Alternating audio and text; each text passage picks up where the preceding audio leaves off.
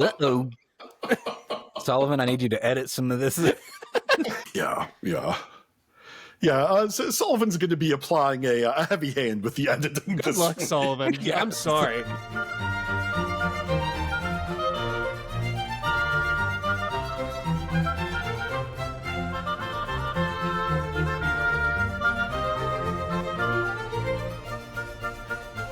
Welcome to Two Hotties and a Naughty, a podcast about life's little victories, hotties, and constant disappointments, naughties.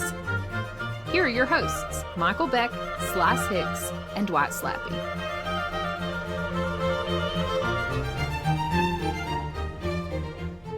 Welcome to Two Hotties and a Naughty. My name is Michael Beck. I'm Hicks. And I'm Dwight Slappe. All right, for our first hottie today, I'm very excited about this hottie category, boys. I would like us to all talk about our hottiest, low-key, good quality about ourselves. And the reason for this is I know that several of us have had kind of a rough week, and I think it just might be nice to have a little affirmation. And of course, then making fun of each other for thinking that anything we do is good. And I'm not saying, that, oh yeah, I'm the tallest man in the world and I can lift a car over my head. I mean, not that stuff. For instance, my low-key hottiest thing about myself is I'm an excellent audience member. I have a good laugh. I laugh appropriately when I'm in the audience at a venue. When I'm a dinner guest, if you've prepared something, I almost always can find things to enjoy in the food people prepare for me. If someone asks me to read something or watch something for them and give them feedback, I'm good at enjoying things in the spirit in which they're intended, I think. Michael Beck, good audience member. You are. Yeah. I think a lot of that comes from us being theater folk, performing folk. And you sort of, the onus is on you to help your friends out when they're on stage. Yeah, that's certainly true. I remember when we were all kids in shows together, Clint McElroy's laughter in the audience really sweetening the pot for some of our dimmer-witted audience members. His disingenuous laughter. Oh, I have the worst fake laugh. Autumn calls me out on it all the time. It's like, oh, courtesy laughter. Cool. Yeah. Yep, that's me. I'm a terrible audience member.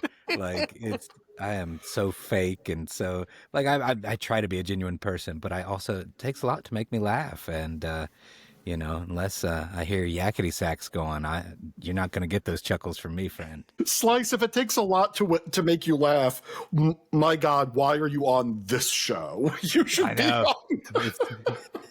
Well, guys, that laughter you've been hearing, those are courtesy. We know.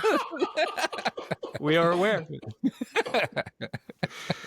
I just like the concept of courtesy laughter. Like, how they used to have a courtesy phone in the airport? Like, you should be able to just get courtesy laughter when you need it. Just push a button. There's a special number you call. Excuse me, courtesy laughter line. Here's a whimsical thought I had today. Should I tell other people? Yes, you should. Of course. There he goes again. Courtesy line, you're my only friend. I try to clap really loudly. I try to clap loudly to make up for my, disingenuous laughter. So, I try to really put it in there, get that loud clap going on. Autumn hates that too. She's like, you're such an aggressive clapper.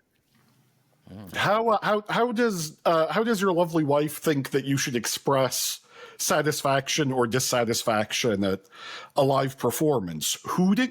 I don't. She took away my air horn, so I can't do that anymore. I used to take a basket of tomatoes and air horn with me. So after 9/11, you can't even take a vuvuzela into a theater anymore. Tell me about it. God damn it! I was about to make my own vuvuzela joke there. Bring them back. Last week Pogs, this week vuvuzelas. 90s are back. My my audience conundrum is I have a very particular laugh, and so if I'm faking the laugh, it's very obvious. But I laugh so the people around me know it's their time to laugh, even though it hasn't hit my particular level of humor. It's probably good enough for the regulars around me. Yeah, yeah. The normal, decent people in the audience who aren't decent. us. Yeah, that's not the word I was going to use, but yeah, decent. They're fine. Slice, what is your favorite low-key hottie about yourself today? Man, that's a great question. I mean, I try to help out. I guess hottie helper. If a friend needs me to pick him up from somewhere or something like that, I try to show up. I don't know.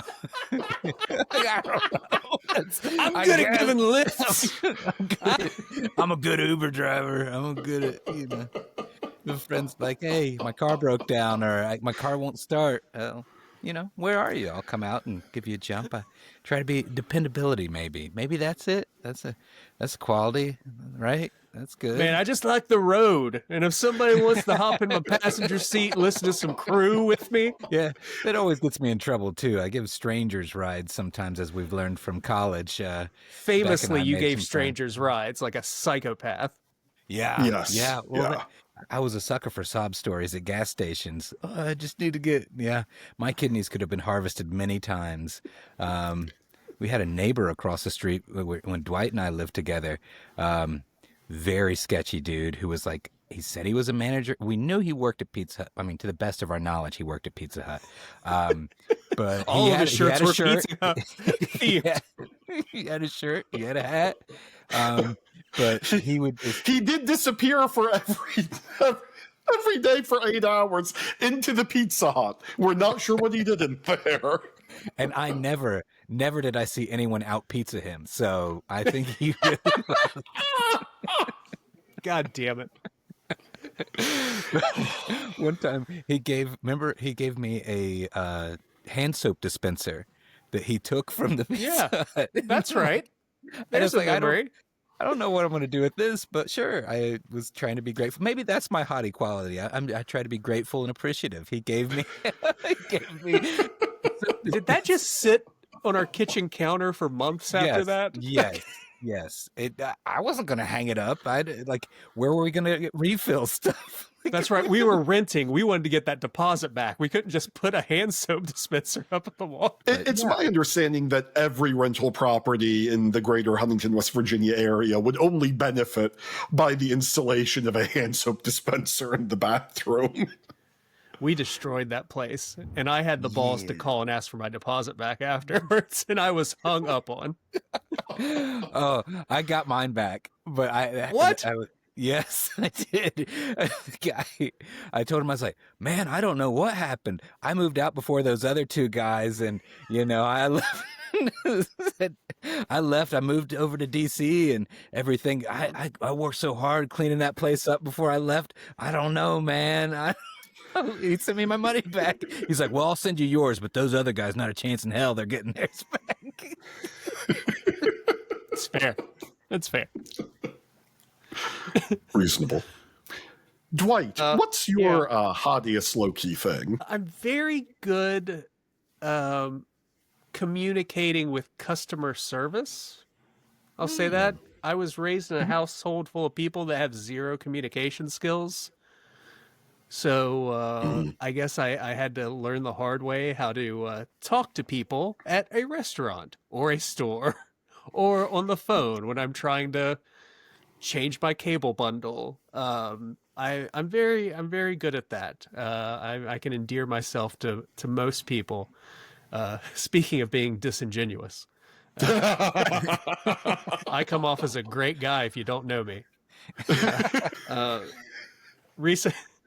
Recently, I was in the hospital for a while, and I've become a great patient. And because a lot of people just lay in hospitals and complain. And sure, that's my first instinct. But if you're going to get anything done, you need to have the doctors and nurses have to like you. Yeah. So how do you when you're in a patient setting, how do you cultivate that goodwill? Like, do you tell the doctor that he has a great ass? Do you pray? Like, how do you? Being handsy always helps. It's, I mean, it's a lot. Yeah, a joke helps any situation. Understanding why you're there helps. Having a basic understanding of human anatomy. I just be it. I mean, people work hard, and understanding that you're not the only person there. I mean, you want to make sure they know you're one of the people there, but you're not the only person there.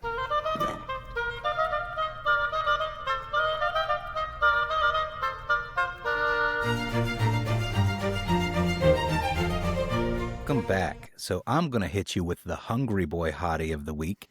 What is your hottiest pasta shape? That's right. So this is, that's right. I have the hard-hitting hotties. That's right. Oh, it's another fucking food category. Yeah, that's, hey, I do love what it. you know. I love it. Do what you know. So Slice, you this got to was go on inspired- Atkins for the sake of the podcast. Never. Hungry Hottie for life. So this past weekend, Autumn was in tech she's in a show, as we were talking about off the air a minute ago. My wife is doing Mary Poppins. By the time you hear this, well, you'll have a chance to see it that following weekend. So if you're nearby Huntington, West Virginia, please go to Heart in the Park and see Mary Poppins, starring my wife, Autumn, as Mary Poppins. Anyways, they had tech rehearsals this past weekend, and if you're not familiar with theater productions, tech is a very long process that usually takes place on a weekend, and you're there all day. So they had a potluck, and to help out, because she's been very busy, I said I would make a pasta salad. So I went out, and I was very, trying to decide which pasta should I get for this pasta salad. I ended up deciding on some shells and Geely, like the hit J-Lo and Ben Affleck movie, but not about pasta. Anyways, it was a very unique I know shape. several lines from Geely that I will not quote because they will get us canceled. Thank goodness. We can do that on our own. But anyways, so I put together this pasta salad and, made lots of it. Anyways, regardless, the shapes are important, those different noodles and everything. And I'm going to have to go with my favorite. It's, I'm probably going to butcher it, but I think that's probably also why I chose this category, is just to hear all of our wonderful accents try to butcher these Italian pronunciations of pastas. But radiatore. So are you fellas familiar with radiatore? Describe it to us, Describe it? please. Oh, okay, Yeah. okay. Yeah. So it's really cool how pasta's made. I even watched a video about how it's made, but these little shapes and things that come out and they cut them off. Oh man, take me back to the old country. But anyways, it got little wiggly lines. It a lot of pasta looks like hardware, like different nuts and bolts and things like that. This one's got I've always thought that. if you lay it on its side, it's almost like a C shape. So if you're, but if you look at it long ways, it's got these little wavy lines around it, like fins almost, like 3 or 4 or 5 little fins, the wavy fins that go all the way around to the other side of that C shape. And they're about an inch long or so. But yeah, they're great. It's when you're using different sauces and things like that, I think it's important with that shape of noodle, how much, because it'll kind of, retain that. It's really easy on the fork too. Yeah. So it's easy to go stab in like 3 or 4 pieces of this radiatore and however much you want, and just put it right there. Some of those noodles, they get slippery and it's just a pain to try to twist it. And slippery noodles. Slippery noodles. So hard on the fork when it could be easy on the fork, like the pasta we're talking about. Yeah, what's it called again, Slice? Radiatore. So, radiatore, yes. Radiatore. Yeah, it looks like radiator, but with an I on the end. So, I thought you were talking about the pasta. The pasta looks like a radiator. Well, man. I was going to say, I think I'm pronouncing mine right. I like beefaroni. Ooh, beefaroni? A true man of culture. No, I will go low bar here again. I just like a rotini. That's all I like. I like the spiral. Yeah. It's Damn it. I got see? Nick again. I got him again. Scoops up all that good sauce. Mm-hmm. See? It's very good at staying a little al dente. Love it. Yeah, I love rotini was a close second for me, but sometimes if you can find some radiatore, I do recommend trying it. It's like, to me, that's rotini's older, more sophisticated cousin who's That's Rotini's older brother that listens to Steely Dan. yes. Had that semester abroad, really changed his life. That's Rotini's older brother that's seen Dario Argento movies. That's Rotini's older brother that took a semester off and went to Greece. So I have a question for you boys before I start on my pasta dissertation. There's a dish that I'm going to describe to you, and I want you to tell me what your family called this dish. So you take a box of pasta and you add it to like a pound of ground beef that's been browned, and like a jar of pasta sauce, a Prego or ragu or something. You add it all together. What is that dish called? Hamburger helper. Yeah. No. I think I know where you're going. I've heard a few different things called this. Up in Maine, Autumn's side of the family, I think calls it chop suey. I've heard goulash. I've heard, a few different things. I'm trying You're to think. talking about a tomato sauce, right? Yes, a tomato sauce. Yeah. We would just call that pasta. That's what my family would call that. Yeah.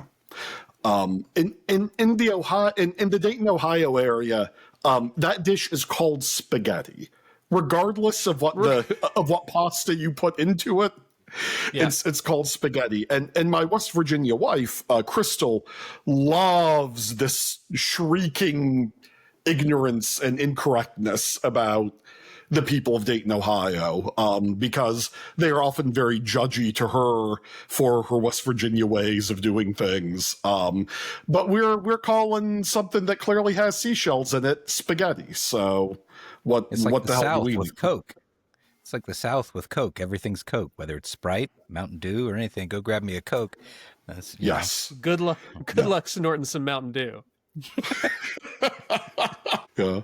But my favorite, second favorite pasta, I guess now, is cavatappi, which is sort of it's a corkscrew-like sort of.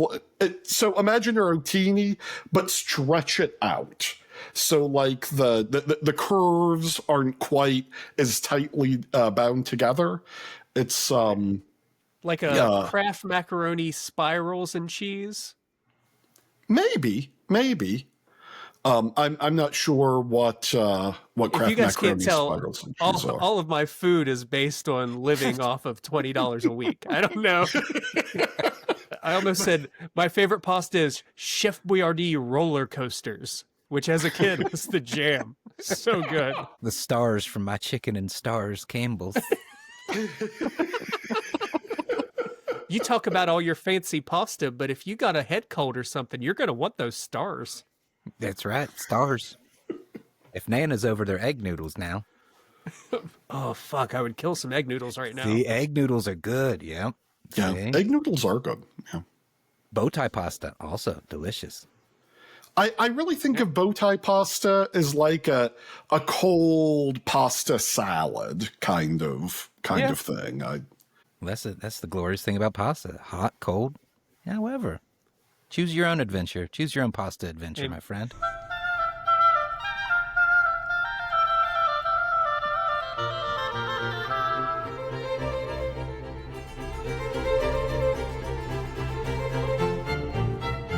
It's time for our naughties. This time, our naughties are going to be the naughtiest prank you have ever pulled. Ooh. Yes, pranks, boys. I think when I chose many moons ago, sitting in a bar with a close group of regulars, everybody had a few drinks, and one of our friends was more apt to believe in conspiracies than the rest of us. So we're talking about the Kennedy assassination. He's talking about the Illuminati a lot. And then he says, all right, enough of this. I'm going to the casino, and drives 45 minutes to Charleston to go to the casino. At this point, we download an app that hides your phone number and start calling him at the number 666. And let's say I volunteered to speak with him. And it went a little something like this. You're asking too many questions. Keep your head down. Go to work. We know what's best for you. And then we started texting him pictures of his own social media from his phone number. And he drove back to drove back to Huntington, stormed into the bar and said, "Which of you fuckers is doing this?" And all of us stood tall and said, "What are you talking about, man? You don't have any clue what you're talking about." He's like, "Somebody's fucking with me on my phone. I cannot believe someone's... Man, you wouldn't believe these messages. Look at these messages I'm getting. What do you guys think about it?" I'm like, "Oh man, that seems fucking crazy. I would worry about it." And the next day we had a friend of ours who owns a body shop give us the materials to open his car door, and then we put a Freemason's pin under his visor. So the next morning when he put his visor down, as he started to pull out, a Freemason pin fell into his lap. That's the best prank I've ever pulled. And that is when... That's looking the day back that... now, he could have killed someone if he if he would have put that visor down while driving. But instead, he just started the show InfoWars. Dwight's old friend, Alex Jones. That's my old friend, Alex Jones. I can't believe this, guys. Look at these texts I'm getting. I don't like that you do a pretty good Alex Jones impression. That's...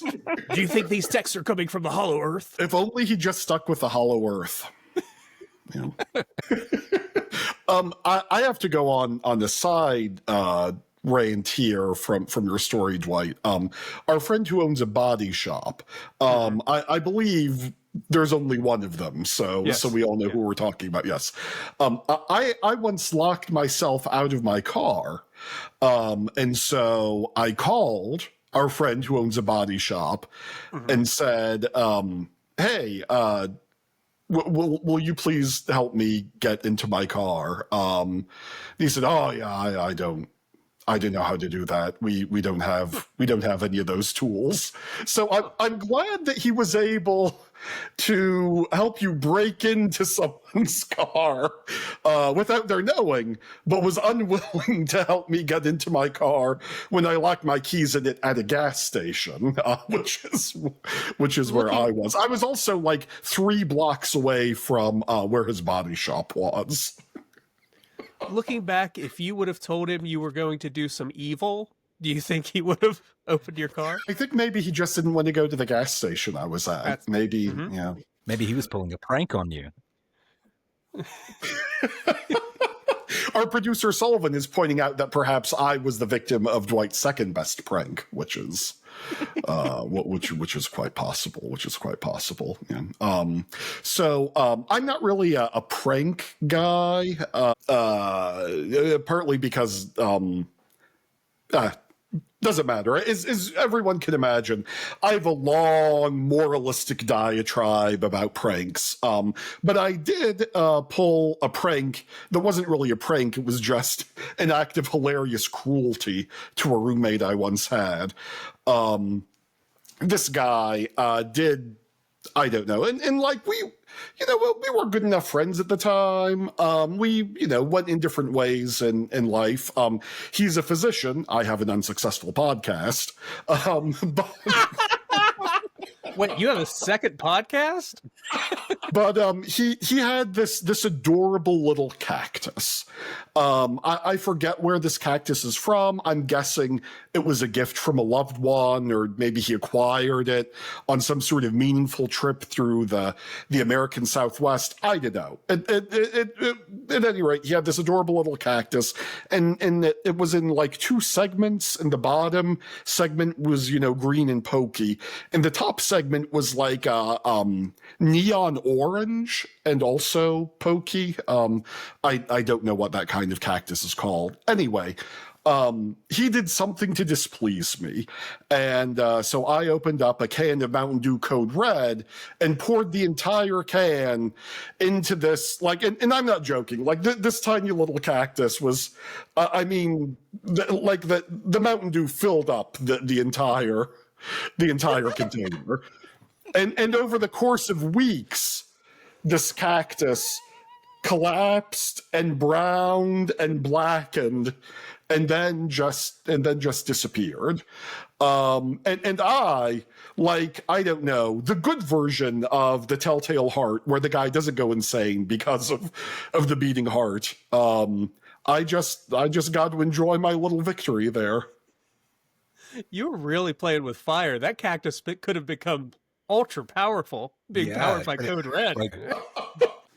That cactus could have come to life and just sat around and played GoldenEye for 48 straight hours. Slice, you got any pranks? Oh man, I love a good prank. So probably my best prank, back in the year of probably 1993, I was in around 7th grade, something like that. And I was staying the night at a friend's house, and we listened to the local radio station and the hard rock station. They would have people on there, and they would make announcements and things, and they would say, yeah, call in if you got any events going on or anything like that. We'd love to announce them for you. So we decided to call in, and we had the landline. This was before cell phones, so or at least before they were readily accessible to the masses. But we called in and told them that we were hosting a Mortal Kombat tournament on the Super Nintendo. Mortal Kombat was very big at the time, and so we told them we were hosting this, and then we gave the name of a friend of ours, and we said, yeah, we're really hyped up about this. It's going to take place tomorrow, so call in, don't hesitate. We'll be up all night. We're preparing stuff for it. And we gave them the home phone number so that they were calling. My friend's parents kept answering the phone in the middle of the night, and they'd be like, yeah, I want to sign up for the Mortal Kombat tournament. This is so similar to the shit that me and a few other people did at Marshall, where we started calling the dorms and asking them to sing a song, like a popular Backstreet Boys song. And if they sang it for us, we were going to give them a free Discman and some extra RAM.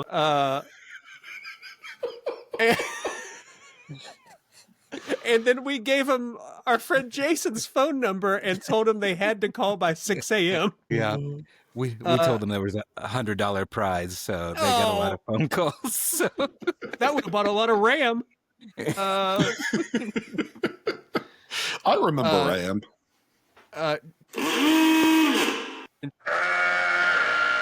Both got in a lot of trouble for that, because people felt like they were being harassed in the dorms. They had to write letters of apology and shit because they were the ones on the phone, and it was all of us egging them on. That got away consequence-free. Well, I'm glad everyone has learned their lesson. What happened? Did people show up for this tournament? No, they didn't show up. They just called all night saying they wanted to sign up for the Mortal Kombat tournament. And so, the parents didn't even, they're like, Mortal Kombat tournament? Because it sounds like, But when we saw our friend that following Monday at school, we're like, hey, man, did you play any Mortal Kombat this weekend? He was like, "What? Wait, was that you guys?" My parents were so mad because we gave them our friend's name and said, "Yeah, just say, hey, I want to sign up for the Mortal Kombat tournament. I'm gonna beat." Well, I'm not gonna say the friend's name on the air because it's a pretty unique name, but yeah, we had a falling out later on. Oh, I remember signing up several people in college for the Scientology newsletter. Oh yeah, I remember. I'm just gonna say some pranks. We can edit all this out. A friend of mine who was a bartender in Huntington was on Tinder, and she was just talking about how bad all the guys were trying to talk to her. I was like, "Well, can I talk to him?" She's like, "Yeah, you can talk to one of them." And the guy was like, "Oh, your eyes are so beautiful." And I was like, "Oh, thank you so much. Can you tell which one's real?" I was like, "Wait." I remember. Here was a good prank. Do you remember whenever on EverQuest we created the character named Pooh Stabber, and we pretended it was Will Ferrell. We tried to convince we were Will Ferrell. yeah, some real. Got played by Pooh Stabber. That girl, I said, "Can you tell which eye is real?" She said, "Oh, I can't believe you.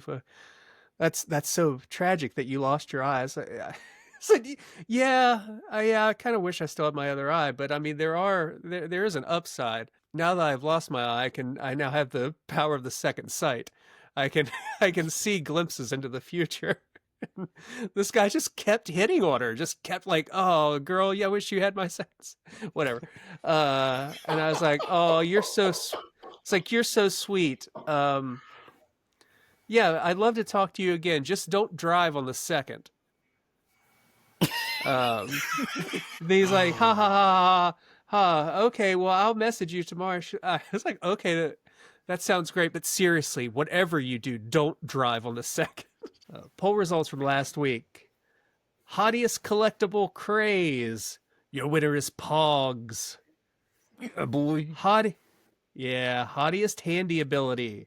Changing a toilet, which I attributed to Beck, even though both of you all said you had you had other things on the list. That was Beck's best contribution. He didn't even remember he did that. He didn't remember that till I brought it up. All right, Slice, this is the only way I'm ever going to win one of these votes. You're welcome. That's your birthday present. What's for the year. naughtiest thing your pet has ever done? The winner is being a cat, being a Boys from Brazil cat monster. So we all won one. Hi. Yeah. All right. I wanted to put it on the poll, being a cat clone of history's greatest monster, but there's a character limit. So, sorry, everyone. I would like to thank everyone for listening. And I'm going to apologize. Listen, we're not 100% this week. There's been some illnesses going around, and if we were a little loopy, or let's face it, dull, we apologize. But I hope you come back next week and give us another chance. We'll be better, we promise. Please come back. We need you. I specifically am going to say we will not be better. And this is the baseline. How dare you admit weakness to the listener? How dare you? I know I'm supposed to be big and pretend I'm bigger and loud. If I run into the listener on a hiking trail, I got to be big and loud. Hey, listener. Hey. Fuck, that's bears. God damn it. Most of our listeners are bears. No. Bye, everybody. Have a great week. Good night, everyone. I love you. Thank you for listening. This has been Two Hotties and a Naughty, a podcast about life's little victories and constant disappointments, as hosted by Michael Beck, Hicks, and Dwight Slappe. Editing and production by Michael Sullivan. Our theme is Handel's Entrance of the Queen of Sheba for Two Oboes, Strings, and Continuo Allegro, as performed by the Advent Chamber Orchestra. Crystal Howe speaking.